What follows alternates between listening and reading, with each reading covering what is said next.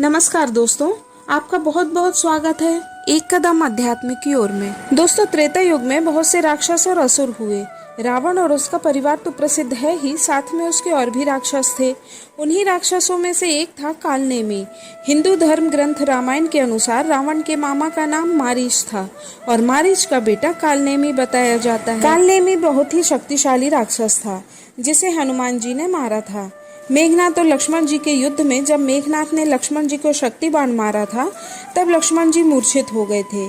उनकी जान बचाने के लिए हनुमान जी लंका से वैद्य सुषेण को लेकर आए थे। वैद्य सुषेण ने बताया कि इनका इलाज संजीवनी बूटी से ही संभव हो सकता है। हनुमान जी संजीवनी बूटी लेने के लिए हिमालय की तरफ चले गए। रास्ते में एक साधु राम नाम का भजन गा रहा था। उसे देखकर हनुमान जी को बहुत खुशी हुई। वे राम नाम की धुन सुनने में मगन हो गए। साथ ही उन्हें प्यास भी लग रही थी। जब उसे साधु ने हनुमान जी को देखा तो साधु ने कहा कि आओ मेरे पास थोड़ा समय बैठो और साथ ही जल भी पी लो।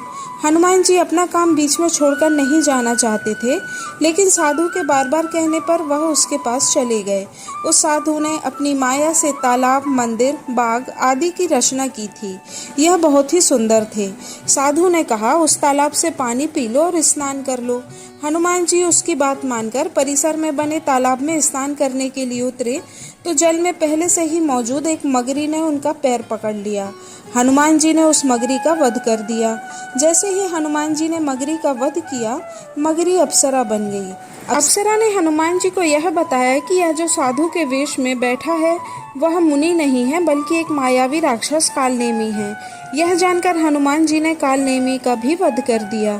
तब दोनों ने अपनी कहानी सुनाई। पूर्व जन्म में कालनेमी और मगरी अप्सरा और गंधर्व थे। दोनों इंद्र की सभा में नाच गान करके सभा को खुश करते थे। एक दिन सभा में देवताओं के साथ कई ऋषि मुनि भी थे।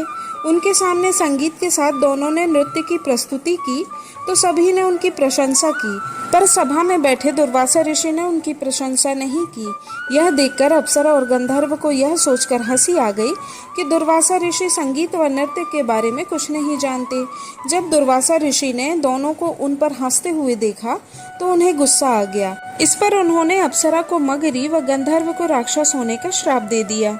यह श्राप सुनकर दोनों ऋषि के पैरों में गिरकर प्रार्थना करने लगे और गिड़गिड़ाने लगे।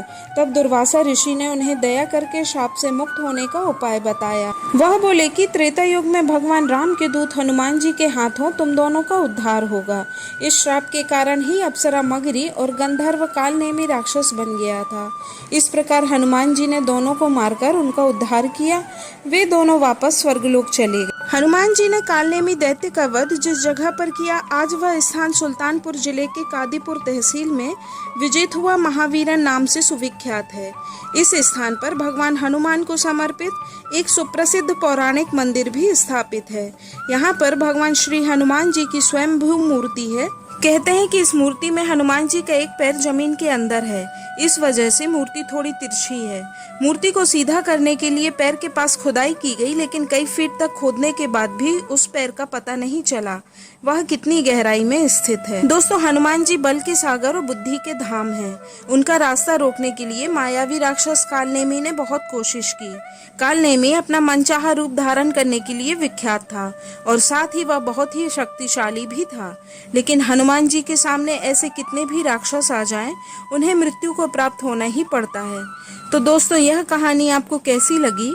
अगर कहानी पसंद आई हो तो कमेंट में हनुमान जी का जयकारा जरूर लगाएं और साथ ही वीडियो को लाइक और शेयर भी करें। धन्यवाद। जय श्री राम।